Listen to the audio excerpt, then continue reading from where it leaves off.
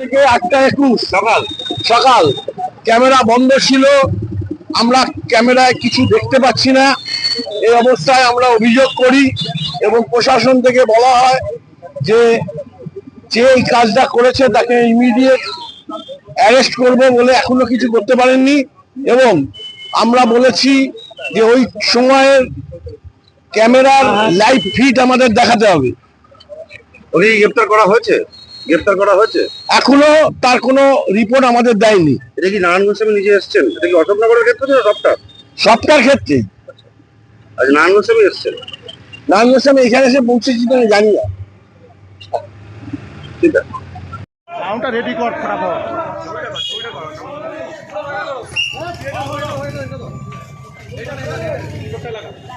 আমারটা লাগবে, আমার তো হবে না, আমারটা হবে না। আচ্ছা, যেটা আমাদের কাছে যেটা আছে 8:15 থেকে 8:20, যেটার মধ্যে ওরা বলছে যে ওই সময়টা ফিট করা হয়নি, মানে বাইরে যে সিসিটিভি ক্যামেরা আছে সেটা নাকি দেখা যায়নি। তারপর আমরা খবর পাওয়ার সাথে সাথে 8:07 খবরটা আমাদের কাছে এসছে।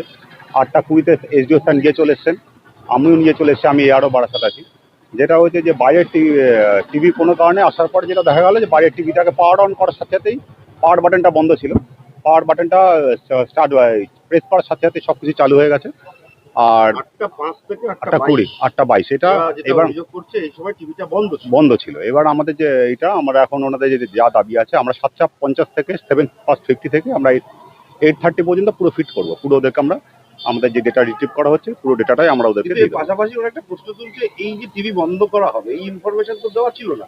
টিভি না, আমরা টিভিটা এখান থেকে বাইরে থেকে বন্ধ করা হয়েছে, আমাদের এটা না। কারা করলো সেটা ইনভেস্টিগেশন চলছে, আমরা দেখছি। মানে এদের তো একে গ্রেপ্তারের দাবি জানাচ্ছেন। আমরা দেখছি সেটা। আর আমাদের পুরো যে ডেটা যে সময়টাকে বলছে যে বন্ধ ছিল সেই ডেটাটা আমাদের রিট্রিভ করা হচ্ছে, সেটা আমরা দিয়ে দেবো আমরা। Thank you. কোথায় তুলছি? আপনাদের অভিযোগটা কি? আমাদের ভেতরে 4 জন করে থাকার নিয়ম আছে, 2 জন করে। আমাদের যারা ভেতরে থাকার কথা, কার্ড থাকা সত্ত্বেও তাদেরকে পুলিশ ভেতরে ঢুকতে বাধা দিচ্ছে। আমরা গিয়ে বারবার করে তখন পুলিশ খুলছিল না। আপনার দরজা ধাক্কা ছিল? আমার দরজা ধাক্কা ছিল, তারপরে আমার দরজা তারপর খুলেছে, ভেতরে ঢুকেছে। সমস্যা আমাদের এখানে ইভিএম চেকিং এর পার্টি লেভেলের একটা গ্রুপ আছে। আমরা এখানে যেগুলো আছে যে অ্যাসেম্বলি গুলো, তারা মিলে আমরা এটা করেছি পার্টির পক্ষ থেকে। সেই গ্রুপে হঠাৎ দেখি একটা মেসেজ এসছে যে 8:05 থেকে 4টে অ্যাসেম্বলির বাইরে যে স্ক্রিনটার যেখানে ওয়াচ করার কথা আমাদের, সেইটা নীল, মানে ব্ল্যাক আউট, সেটা নীল। এবং সেটা প্রায় 8:22-23 পর্যন্ত ব্ল্যাক আউট ছিল। প্রায় 15 মিনিট।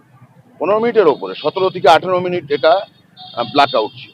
স্বাভাবিকভাবে আমাদের সবারই টেনশন হয়, আমরা টেনশন। আমি উইদিন মানে 8:30 আমি এখানে চলে আসি, একদম বাড়ির ড্রেস পরি এখানে চলে আসি। এসে আমি সরাসরি কন্ট্রোল রুমের ওখানে যাই। তার আগে আমি যেহেতু আমার আরোকে জানিয়েছিলাম, আরও আমাকে মোবাইলে দেখালেন যে সিসিটিভি একজন ম্যাজিস্ট্রেটকে পাঠিয়েছিলেন, দেখালেন যে স্ট্রং রুম কারেক্ট আছে, ভেতরের ইনসাইডের পিকচারও ক্যাপচার করে, জাস্ট অশোকনগর আমাকে ওটা দেখালেন। তথাপি আমি এখানে আসলাম, এসে গেলাম ভেতরে, দেখলাম যে আপাতত তো আমার ঠিকঠাকই মনে হলো। এসডিও আছেন, কেউ টিভিটা বন্ধ করে দিচ্ছে।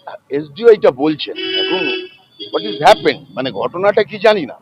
এখন দেখুন, কেউ যদি টিভিটা বন্ধ করে দেয় তাহলে তার জন্য তো প্রিকশন নির্বাচন কমিশনের নেওয়া উচিত ছিল, যে ওখানে দুটো ফোর্স থাকবে।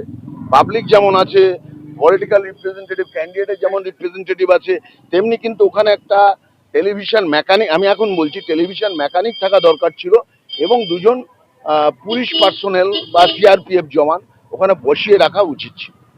4টে, মানে 4টেতেই এরকম। এটা যে এরকম যে শুধু অশোকনগরে হয়েছে না, অশোকনগর, হাবড়া, বারাসাত, দেগঙ্গা, 4টের ক্ষেত্রেই এই জিনিস হয়েছে। আমি দেনান্দার সবার আগে জেনারেল অবজারভার যিনি, তার কাছে কমপ্লেন করেছি, আর ডিএম এর কাছে করেছি, এডিএম ট্রেজারি যিনি ইলেকশনের ইনচার্জ আছেন, ইলেকশন এডিএম আছেন, তাকে করেছি, আমার আরোকে করেছি। আমি এদের সবাইকে করেছি। ওনারা আস্তে আস্তে আসছেন। আমাকে মনে হচ্ছে কিছু ইচ্ছাকৃত কিছু করা হয়েছে, এরকম কিছু মনে হলো আপনার? এখন সেটা বুঝতে পারছি না। এখন এসডিও বললেন তদন্ত হবে। আমাকে অবজারভার যিনি আছেন বাইরে থেকে এসছেন, তিনি বললেন স্যার ডোন্ট ওরি, এটা আমি অ্যাকচুয়ালি তদন্ত করব, তদন্ত করে কি হবে আপনাকে আমি 2 ঘন্টার মধ্যে ফাইন্ডিংস দিয়ে দিচ্ছি।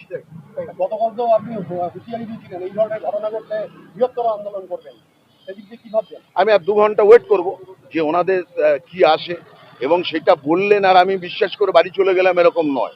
আমাকে স্যাটিসফাই করাতে হবে যে হোয়াট ইজ হোয়াট।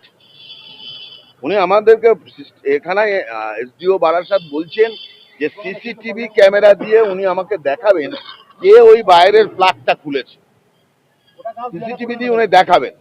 উনি যদি দেখাতে পারেন আলাদা ব্যাপার, তাহলে হি শুড পানিশ। সে তো ওখানে বিভিন্ন পলিটিক্যাল পার্টির লোক আছে, হি শুড পানিশ। কিন্তু যদি সেটা না হয়ে থাকে, এই যদি টেকনিক্যালি ফল্ট হয়, তখন তো ওনারাই রেসপন্সিবল হবেন। তখন আমরা ভাববো 4 জন ক্যান্ডিডেট মিলে দলের সাথে কথা বলে কি করা যায়। ঠিক আছে।